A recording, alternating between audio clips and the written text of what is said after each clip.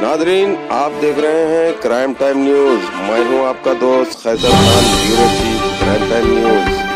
हर तरह की खबर से जुड़े रहने के लिए हमारे चैनल को लाइक करें, सब्सक्राइब करें और देखते रहिए क्राइम टाइम न्यूज।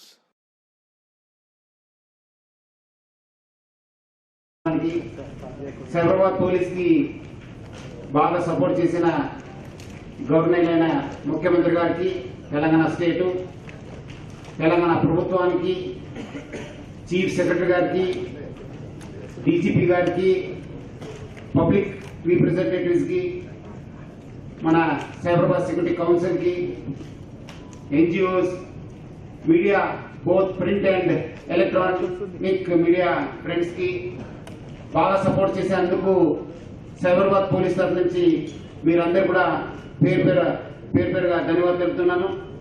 అదేవిధంగా మన పోలీస్ కమిషనర్స్ హైదరాబాద్, రాచకొండ రెండు కమిషనరేట్ ఆఫీసర్స్ కి మన పోలీసింగ్ భాగంగా బాగా సపోర్ట్ చేసి కోఆర్డినేట్ చేసేందుకు వాళ్ళు కూడా నేను ధన్యవాదాలు తెలుపుతున్నాను.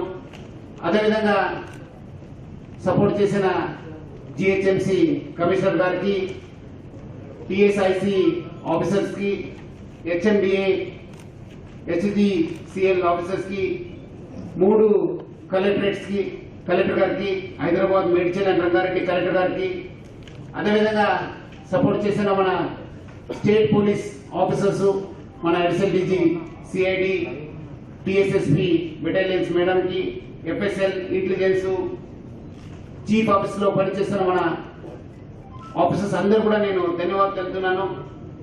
మన ఈ సంవత్సరము బయట చాలా ఆపరేషన్స్ చేయడం జరిగింది.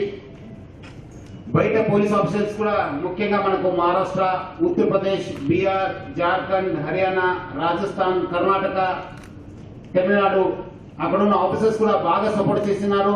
వాళ్ళందరూ కూడా నేను ధన్యవాదాలు తెలుపుతున్నాను. ముఖ్యంగా ఈ సంవత్సరము అందరూ కూడా ఒక టెస్టింగ్ టైమ్స్, ఈ టెస్టింగ్ టైమ్స్ లో మనకు మొదటిగా కోవిడ్ వచ్చింది, తర్వాత ఫ్లడ్స్ రావడం జరిగింది.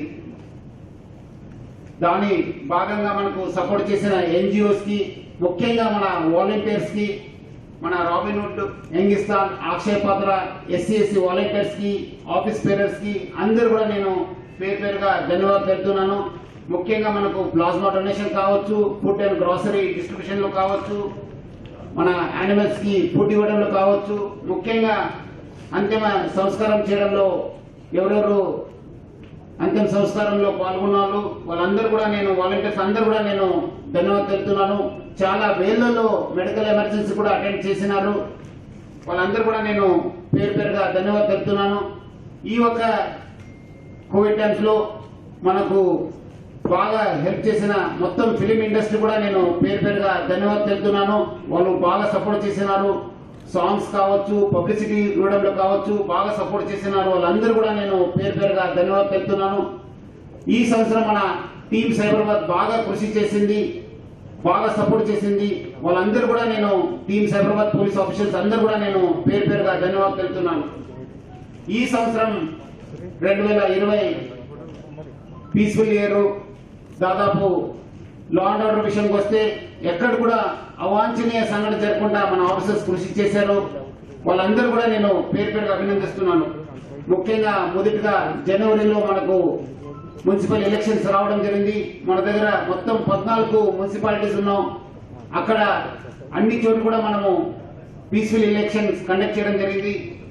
తర్వాత డిసెంబర్ లో మనకు జిహెచ్ఎంసీ ఎలక్షన్ రావడం జరిగింది. ఎటువంటి అవాంఛనీయ సంఘటన జరగకుండా ఎలక్షన్ కండక్ట్ చేయడం జరిగింది. మన ఆఫీసర్స్ బాగా చేశారు. అదేవిధంగా మన అందరికంటే ముందు కోవిడ్ కు మనము ఫైట్ చేసింది మన సైబరాబాద్ పోలీసు. ఎందుకంటే మన దగ్గర ఇంటర్నేషనల్ ఎయిర్పోర్ట్ ఉంది. అక్కడ వచ్చే ప్రతి ఒక్క ప్యాసింజర్స్ కూడా, టూరిస్ట్ కూడా స్క్రీన్ చేయడం జరిగింది. అక్కడి నుంచి మన పాత్ర స్టార్ట్ అయింది. అప్పుడు మనకు ఐటీ ఇండస్ట్రీ ప్లస్ అదేవిధంగా చాలా మంది అనేక అపోహలు ఉన్నాయి. అప్పుడు మన ఆఫీసర్స్ అందరు కూడా వాళ్ళందరితో కోఆర్డినేట్ చేసి బాగా కృషి చేశారు.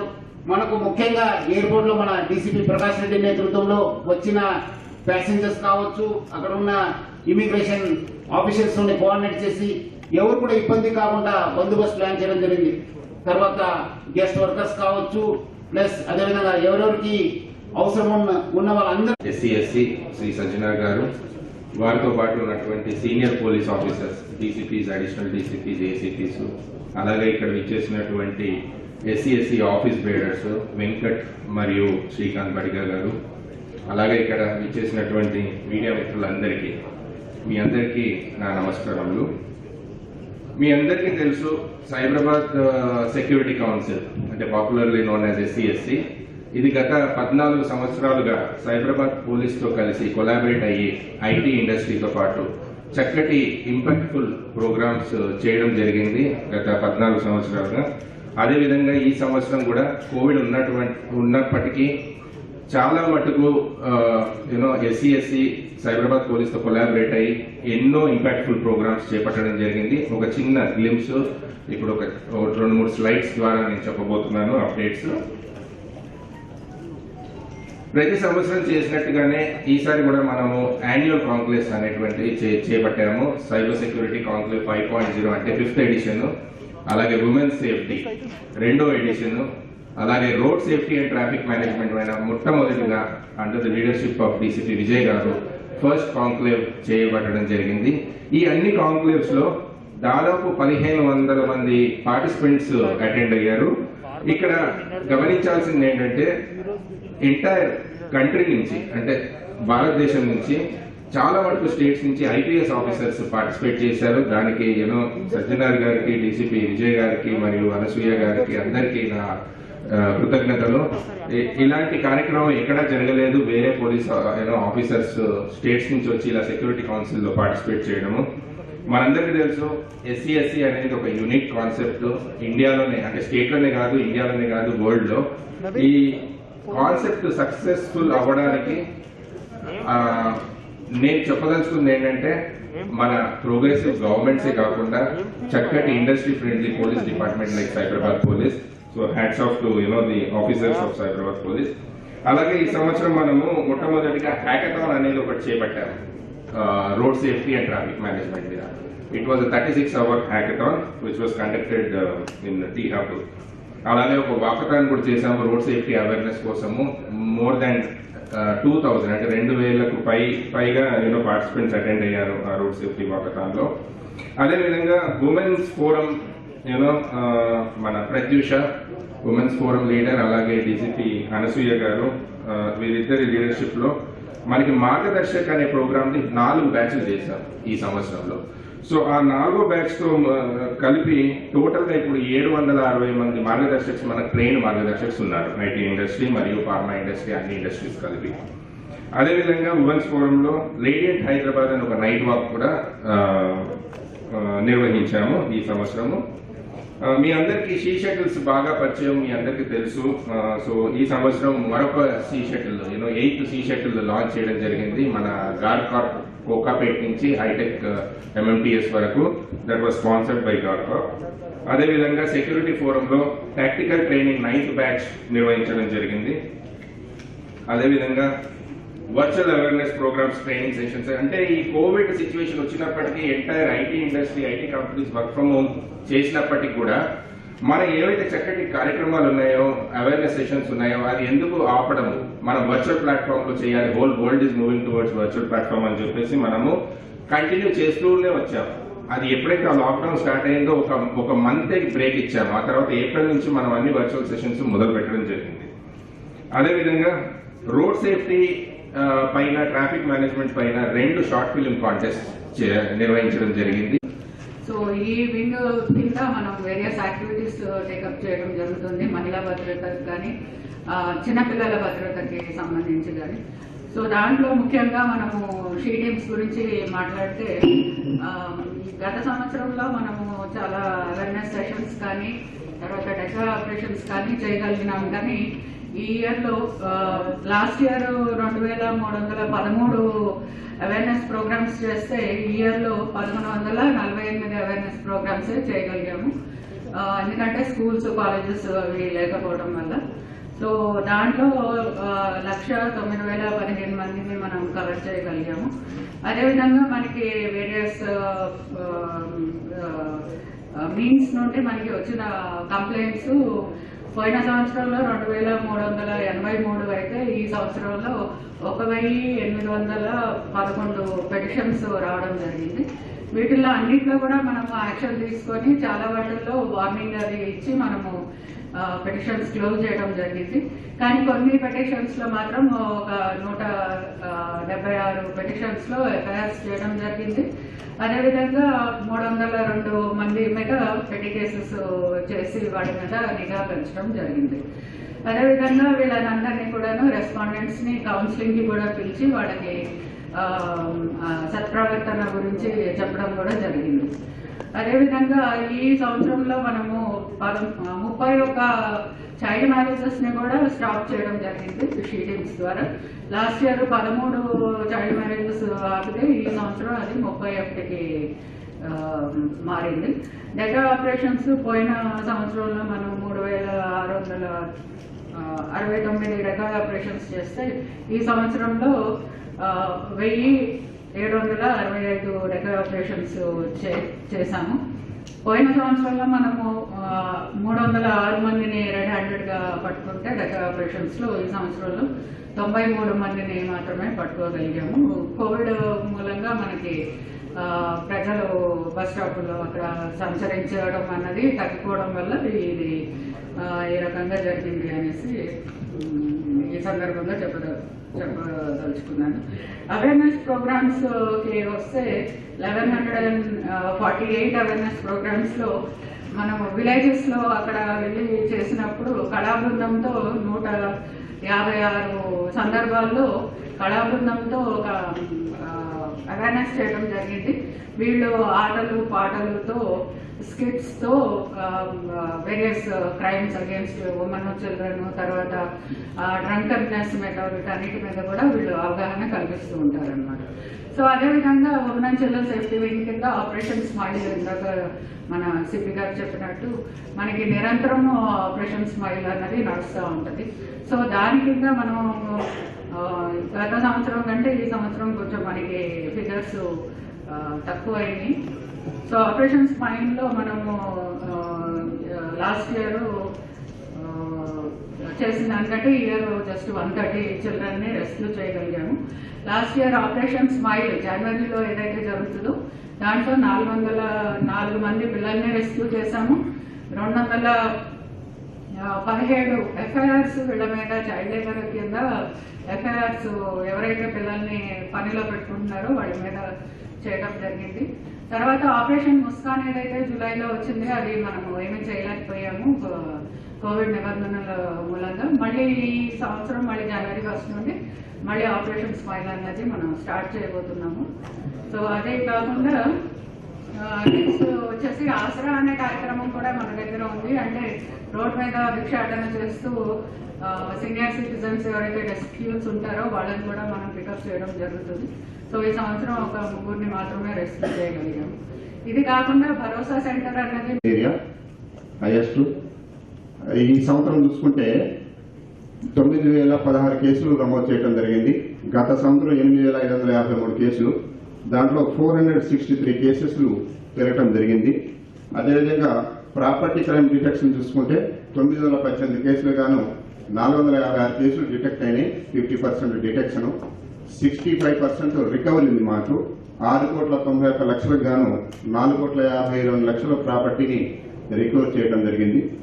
దీంట్లో ముఖ్యంగా కన్విక్షన్ రేట్ సంబంధించి మా జోన్లో 19 కేసులు కన్విక్షన్ రేట్లు సాధించడం జరిగింది ఈ సంవత్సరం.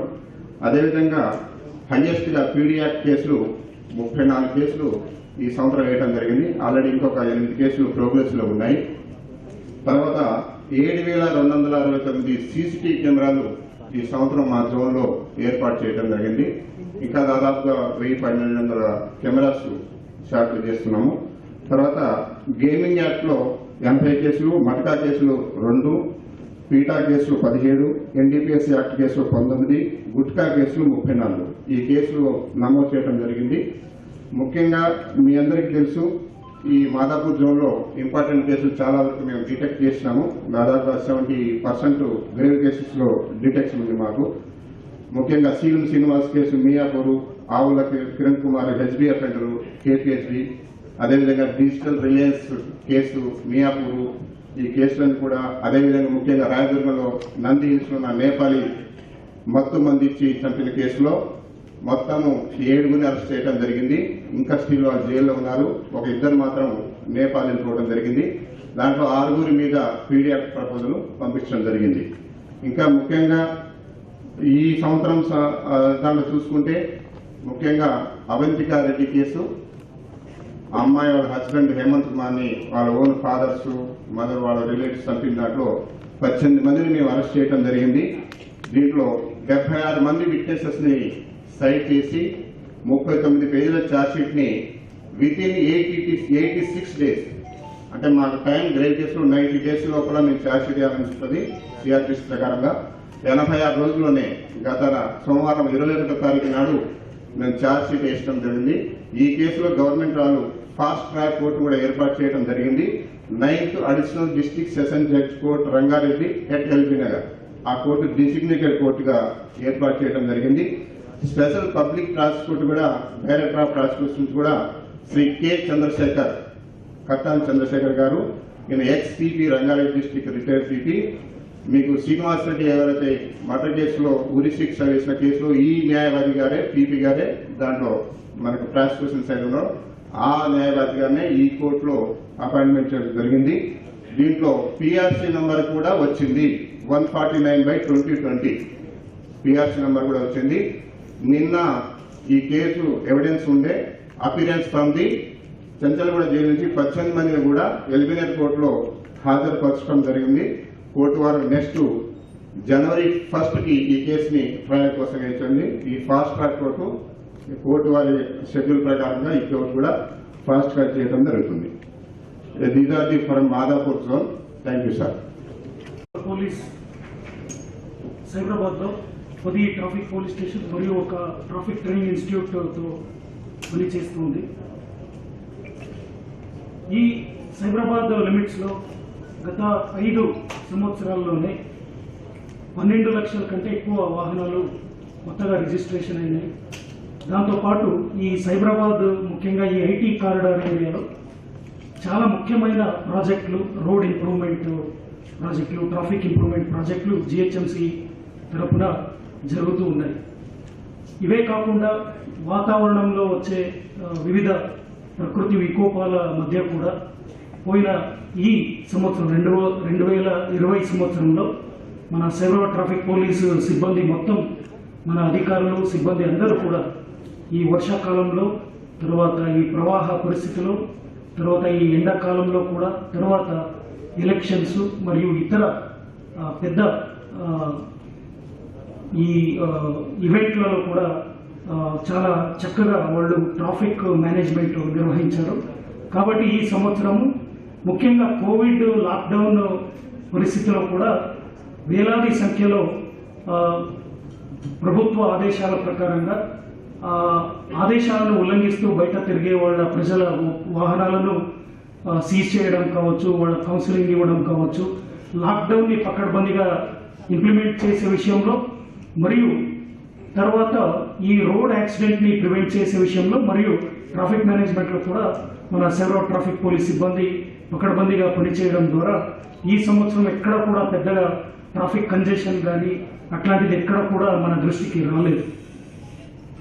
తర్వాత ఈ ట్రాఫిక్ మేనేజ్మెంట్ విషయంలో ఆల్రెడీ సిపి సార్ చెప్పినట్టు మన సైబరాబాద్ ట్రాఫిక్ పోలీస్ ముఖ్యంగా మనకున్న ఫండ్స్ ద్వారా 9 చోట్ల ఎక్కడైతే సిగ్నల్స్ లేవో అట్లాంటి అన్సిగ్నలైజ్డ్ జంక్షన్స్ లో సిగ్నల్స్ ని ఇన్స్టాల్ చేయడం ద్వారా, తర్వాత కొన్ని చోట్ల మన కోంపల్లి సుచిత్ర నుంచి కోంపల్లి ఆ రోడ్లో కూడా, తర్వాత మన నిజాంపేట్ ఏరియాలో కూడా నిజాంపేట్ మున్సిపల్ కార్పొరేషన్ మరియు మన కోంపల్లి మున్సిపాలిటీ తో కోఆర్డినేట్ చేసి అక్కడ కూడా అన్సిగ్నలైజ్డ్ జంక్షన్ లో సిగ్నల్స్ ఏర్పాటు చేయడం కూడా జరిగింది.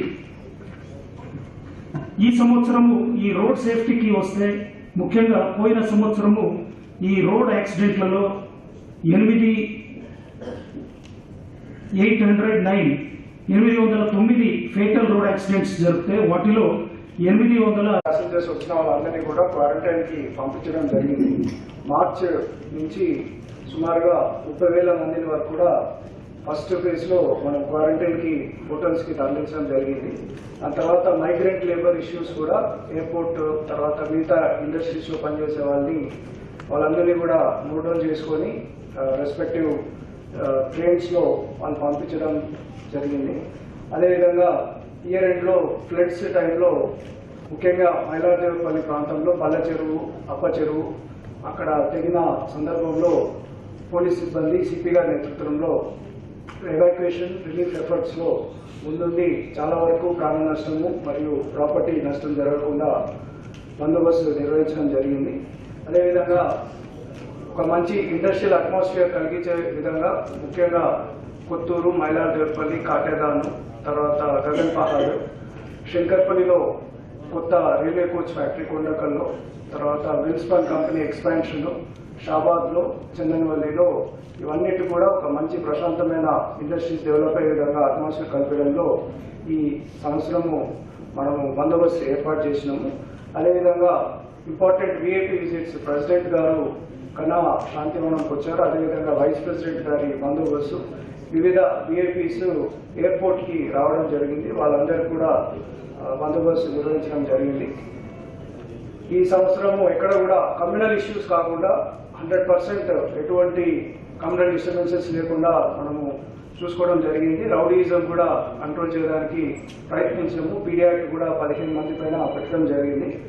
అదేవిధంగా ఈ ముందు ఈ రాబోయే సంవత్సరంలో రూరల్ ఏరియాస్ ముఖ్యంగా చేవెళ్ళ సబ్ డివిజన్ మరియు షాద్ నగర్ సబ్ డివిజన్ అవి రూరల్ ఏరియాస్ టోటల్ గా కమిషనరేట్ లో కలిసిపోయే విధంగా పోలీసింగ్, అర్బన్ పోలీసింగ్ అక్కడ కూడా ఎక్స్టెండ్ చేసే విధంగా ఈ సంవత్సరము చేస్తామని ఒక గోల్ పెట్టుకున్నాము.